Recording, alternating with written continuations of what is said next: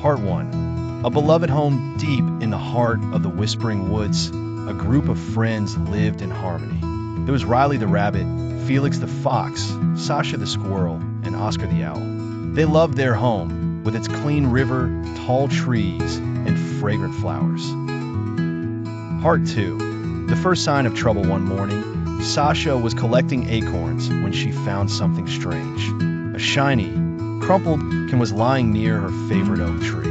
It wasn't from the forest. Then, she noticed a foul smell coming from the direction of the river. Part 3. The polluted river. The friends rushed to the Crystal River, their main source of water. They were horrified. The water was murky and had a weird color. There were plastic bottles and bags stuck on the banks. The fish looked sick. Their home was in danger. Part 4. The wise owl's discovery. Oscar flew high above the woods for a better view. He returned with grim news. On the other side of the northern hills, there are humans. They have a new camp. They are not taking care of their trash, and it's washing down into our river. Part 5. A call to action. The friends knew they couldn't ignore this. "We have to do something," said Riley, thumping her foot. "This is our home. We must protect it." They decided to embark on a mission to stop the pollution at its source. Part 6. The journey begins. The journey to the northern hills was long and unknown. They packed some supplies and set off. Felix, with his keen nose, led the way, avoiding areas that smelled of danger. The forest grew quieter and sadder the closer they got. Part 7. An unexpected trap. As they navigated through a thicket, a sharp snap rang out. Felix yelped in pain. He had stepped into a careless human trap, a plastic ring that was holding his paw tightly. He was stuck and scared. Part 8. Teamwork to the rescue. "Don't panic," said Oscar. Sasha used her sharp teeth to start gnawing at the hard plastic. Riley found a smooth rock and helped to push and pry. After several tense minutes, the plastic cracked and Felix was free. Their teamwork had worked. Part 9. The trash monster. They finally reached the top of the northern hills.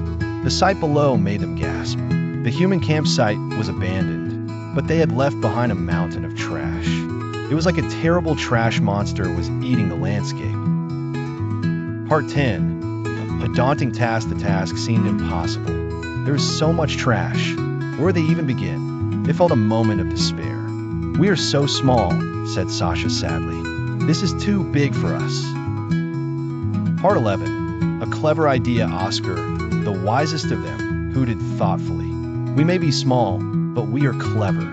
We cannot move it all, but we can contain it. Let's find the source of the river pollution first."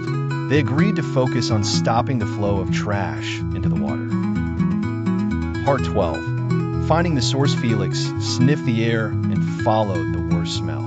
It led them to a gully where rainwater was flowing through the trash pile and carrying all the nasty liquids and small pieces of plastic directly into a stream that fed their river. Part 13. Building a barrier. "This is it," said Riley. "We need to build a wall to block this path."